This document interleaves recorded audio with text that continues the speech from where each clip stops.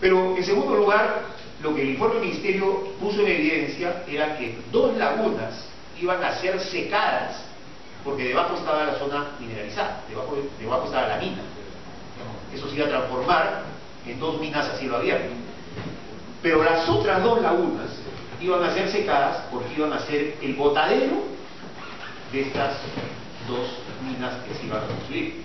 Entonces ahí dijimos, pues, un momentito, que podemos discutir si es necesario secar las 2 lagunas porque debajo está el recurso mineral y no hay otra alternativa que hacerlo. Ya ha ocurrido en el Perú, lamentablemente, Antamina secó una laguna, y Anacocha era eso, era una cocha, ¿no? Una laguna que se secó, ya se ha hecho, ¿no? Es discutible, pero que me seques 2 lagunas para que sean el botadero de las 2 minas,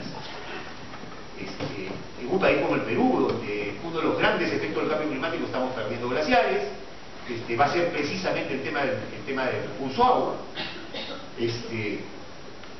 Ahí ya entrábamos a cosas bastante delicadas, ¿no? Y más manifestamos nuestra oposición como la planteamos en la recomendación, ¿no?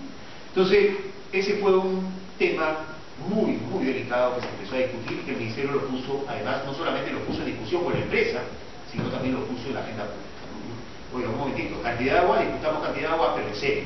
Y segundo lugar, 4 lagunas, 2, porque ahí está la mina, pero las otras 2 porque van a ser el botadero. Que no se puede hacer el botadero no por agua. No, claro, el botadero de una laguna secada es perfecto, ¿no? Ya está hecho el hueco, ¿no? Y se puede utilizar. La siguiente. El comentario en realidad 12 es lo que les he resumido, ¿no? El tema de las lagunas, de Perol, Mala, Azul y Chica, que ya un poco les he comentado. La siguiente. Después encontramos que en el estudio de impacto ambiental del proyecto incluía un estudio que, según el título del estudio, que estaba en el estudio de impacto ambiental, tenía carácter provisional. Y el estudio de carácter provisional, nada menos, era el estudio hidrogeológico. Entonces, digamos, si el tema hidrogeológico es central, ¿cómo me vas a colocar un estudio provisional? No tiene sentido. Bueno, la empresa decía, no, sí, porque después de construir la mina vamos a hacer otro estudio, y porque lo hemos considerado como provisional. Pero cuando revisamos el estudio provisional, ni siquiera teníamos una idea de cuáles eran las zonas de carga, cuáles eran las zonas de descarga que hay en las cabeceras de cuenca. Es decir, no había la información básica que cualquier estudio de impacto ambiental serio tiene que proveer para que finalmente la autoridad, digamos, una autoridad en serio. Recuérdense que este estudio lo realizó la Autoridad Nacional del Agua, que por supuesto tuvo que, digamos, subrayar todos estos temas antes que el Ministerio del Ambiente los revisara. La siguiente, por favor. Entonces, bueno, ahí planteamos lo del balance hídrico integral, la siguiente. Comentario 3, la alternativa, ahí lo que mencionábamos era que la alternativa seleccionada para utilizar las lagunas como parte de la cancha de Laves no tenía ningún sustento técnico adecuado ni un análisis de riesgo. Y lo que había imperado en esa decisión era básicamente motivos económicos. Era mucho más barato secar 2 lagunas para utilizarlas como tal que construir una cancha de Laves. La siguiente. La cuarta preocupación del Ministerio fue la zona de influencia, lo que les había comentado, ¿no? Porque en el estudio de impacto ambiental no se habían cubierto todas las cuencas. Habíamos identificado 5 microcuencas, y según la información y el análisis que hicimos con trabajo de campo, con mapas satelitales, no eran 32 caseríos las poblaciones afectadas, sino eran más de 200.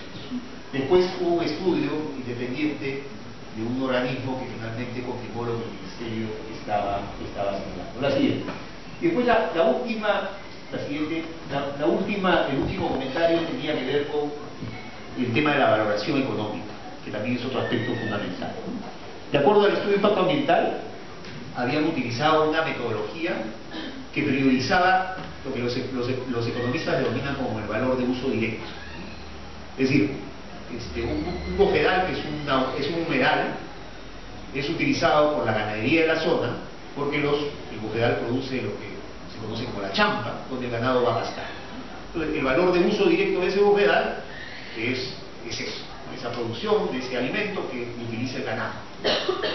Pero digamos, cualquiera que sabe un poquito de economía y cualquiera, por supuesto, que aplica la economía para hacer estos estudios de impacto ambiental, sobre todo orientada a ver cuáles son los servicios ambientales desde un punto de vista económico que prestan esos ecosistemas, sabe que hay valor de uso directo y hay valor de uso indirecto.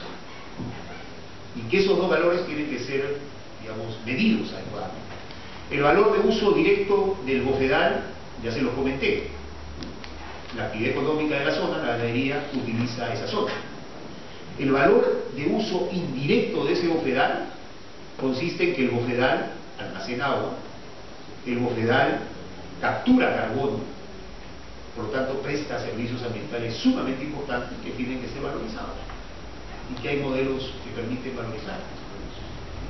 Sin embargo, la empresa lo único que había hecho era calcular el valor de uso directo y se había olvidado de que llevar el detalle del valor de uso indirecto. Y con ese cálculo llegaba a una determinada cifra que iba a ser un poco la cifra de compensación. La siguiente. Entonces, en función de estos aspectos, es que se plantearon las observaciones, entregamos el informe. El informe abrió toda una crisis política que finalmente derivó en la renuncia de todo el gabinete. Yo personalmente renuncié a finales de noviembre, antes de la renuncia de todo el gabinete, pero digamos, el proyecto Conga y la posición del Ministerio de Ambiente sin duda fue uno de los motivos centrales de la crisis política que se produjo a mediados del mes de diciembre. Así es. No, vamos a seguir porque ya se nos ha acabado. Ahora, ¿qué lecciones de Conga, qué lecciones de Espinar? Bueno, en primer lugar es que tenemos un Estado que sin duda alguna no funciona, no representa los intereses del país, donde la influencia de los grupos económicos, la influencia de los poderes fácticos es impresionante. Vuelvo a la frase, digamos, la realidad supera lo que no se puede. Cuando uno ve las cosas dentro, cuando nosotros tomamos la decisión de realizar el estudio de impacto ambiental, teníamos a Minera Yanacocha queriendo entrar por la puerta, le cerramos la puerta queriendo entrar por la ventana, por donde puede. Realmente lo que uno se imagina cuando uno los ve actuar, digamos, repito, la realidad supera la fantasía. Segundo, los instrumentos, las políticas públicas están totalmente agotadas.